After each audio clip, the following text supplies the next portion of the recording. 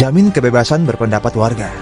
Konstitusi menjamin kebebasan warga negara untuk menyatakan pendapat, termasuk mengkritik pemerintah. Ini bagian dari upaya pengawasan dalam demokrasi. Secara terpisah melalui akun media sosialnya, Ferry mengaku tidak tahu persis apa perbuatannya yang dianggap melanggar hukum sehingga akan dilaporkan kepada kepolisian. Jikapun diproses hukum, dia berjanji akan menjalaninya dan tidak akan lari. Sebelumnya, sejumlah aktivis juga ditangkap karena dituding menghasut demonstran untuk melawan aparat. Salah satunya, Direktur Eksekutif Lokataru Foundation, Del Pedro Marhain. Pelaporan oleh Dansat Siber TNI itu memicu protes di masyarakat. Sejumlah lembaga swadaya masyarakat menilai pelaporan itu bisa dikategorikan sebagai upaya intimidasi dan kriminalisasi terhadap aktivis demokrasi yang kritis terhadap pemerintah. Muncul kesan institusi militer berusaha menggunakan kekuatan negara untuk menekan kebebasan sipil warga dalam berpendapat dan kritis terhadap penguasa. Koalisi Masyarakat Sipil untuk Reformasi Sektor Keamanan mengingatkan agar TNI lebih fokus menjaga pertahanan negara dengan memerangi musuh ketimbang menekan kebebasan warga sipil. Pelaporan itu sebaiknya dihentikan dan kepolisian tidak menindaklanjutinya. Kini semua pihak diharapkan berpegang pada konstitusi. Undang-Undang Dasar 1945 Pasal 28E ayat 3 menyebut setiap orang berhak atas kebebasan berserikat, berkumpul, dan mengeluarkan pendapat. Halo pendengar podcast setia, senang sekali saya Kiki bisa kembali menemani kalian di episode kali ini. Topik yang akan kita bahas cukup penting, bahkan menyangkut masa depan demokrasi kita, yaitu kebebasan berekspresi. Di studio sudah hadir 4 tamu istimewa, ada Bapak Aco Ali, Pak Abraham, Bu Anissa, dan Ibu Hasriani. Halo semuanya, apa kabar? Sehat? Sehat hari ini?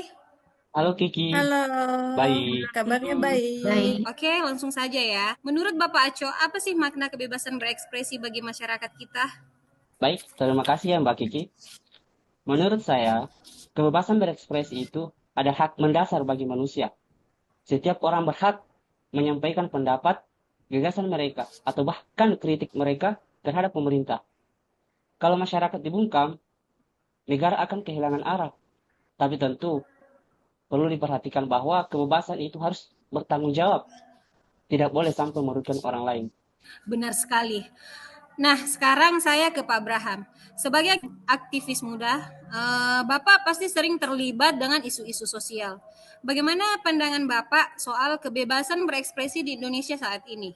Terima kasih Mbak Kiki. Kalau dibandingkan masa lalu, sekarang jauh lebih terbuka. Kita bisa mengkritik, berdiskusi, bahkan melakukan aksi di jalan. Tapi jujur, kadang saya melihat masih ada rasa takut. Misalnya, ketika seseorang mengkritik lewat media sosial, lalu dipolisikan. Jadi, memang sudah ada ruang kebebasan. Kita harus terus menjaga dan memperjuangkannya. Sekarang kita ke Bu Anissa.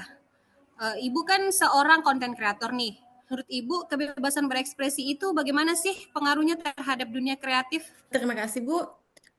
Untuk pengaruhnya itu sangat besar sekali, Bu. Mana dunia konten itu hidup dari kebebasan berekspresi. Saya bisa menuangkan ide-ide lewat video, podcast seperti ini, atau tulisan.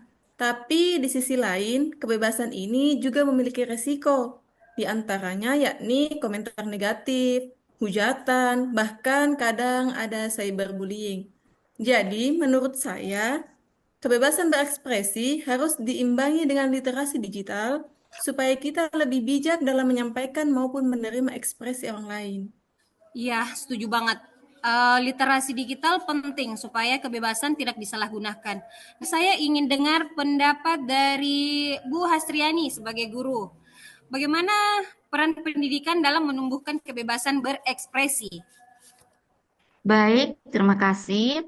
Di sini pendidikan punya peran yang sangat besar, di mana di sekolah anak-anak harus dibiasakan untuk berani bertanya dan menyampaikan ide, bahkan berbeda pendapat dengan gurunya. Kalau sejak kecil mereka terbiasa, maka akan tumbuh jadi generasi yang kritis dan percaya diri. Tapi tetap kebebasan itu harus dilandasi etika dan rasa hormat. Jadi bukan bebas semaunya, tapi bebas dengan tanggung jawab. Masya Allah, luar biasa sekali ya pendapat teman-teman. Baiklah, sekarang saya mau ajak kita mengobrol lebih dalam. Menurut kalian, batas kebebasan berekspresi itu kapan sebuah ekspresi dianggap wajar dan kapan dianggap berlebihan? Kita mulai dari Bapak Aco. Di sini dalam berekspresi itu tentu juga dapat memiliki batasan ya. Tidak semena-mena untuk mengungkapkan. Nah, batasannya adalah ketika ekspresi itu merugikan orang lain, misalnya menyebarkan hoaks atau ujaran kebencian, itu bukan lagi kebebasan, tapi penyalahgunaan. Wah, Saya jawaban setuju dengan yang Pak sangat Acu Ali. bagus. Kadang masyarakat kita bingung membedakan antara kritik dan hinaan. Kritik yang membangun harus diterima. Tapi kalau sudah menjatuhkan martabat orang lain, ya menurut saya itu tidak sehat. Ya, Bu Nisa, bagaimana? Eh, benar, di dunia digital, batas itu sering kabur. Banyak orang yang beralasan bebas berekspresi, tapi nyatanya malah menyebarkan fitnah. Jadi menurut saya, literasi digital harus benar-benar diperkuat. Dari Bu Hasriani? Saya juga melihat batasan ada pada etika. Kebebasan berekspresi itu indah kalau kita bisa menyampaikannya dengan sopan. Kalau anak-anak diajarkan sopan santun sejak dini, insya Allah mereka akan lebih bijak dalam menggunakan kebebasan. Jadi intinya kebebasan berekspresi itu adalah hak, tapi juga ada batasnya, seperti hukum, etika, dan tanggung jawab sosial. Sebelum kita tutup, saya mau minta satu pesan singkat dari masing-masing narasumber tentang kebebasan berekspresi. Saya persilahkan kepada Bapak Aco Ali. Terima kasih Mbak Kiki. Kebebasan berekspresi adalah hak yang harus dijaga, karena tanpa itu kita tidak bisa demokrasi. Wah, keren banget. Kepada Pak Braham. Menurut saya, kebebasan berekspresi adalah ruang untuk memperbaiki bangsa. Jadi, mari kita gunakan sebaik-baiknya. Dari Bu Anissa. Pesan dari saya, untuk teman-teman sekalian, jangan takut berekspresi, tapi pastikan kita sampaikan sesuatu yang bermanfaat dan tidak merugikan orang lain. Kepada Bu Hasriani, saya persilahkan. Menurut saya, ajarkan kebebasan berekspresi dengan etika sejak kritis sekaligus santun. Wah, luar biasa sekali. Semoga pendengar podcast kita mendapatkan inspirasi dari obrolan hari ini. Ingat ya, kebebasan berekspresi adalah hak kita, tapi gunakan dengan bijak dan bertanggung jawab.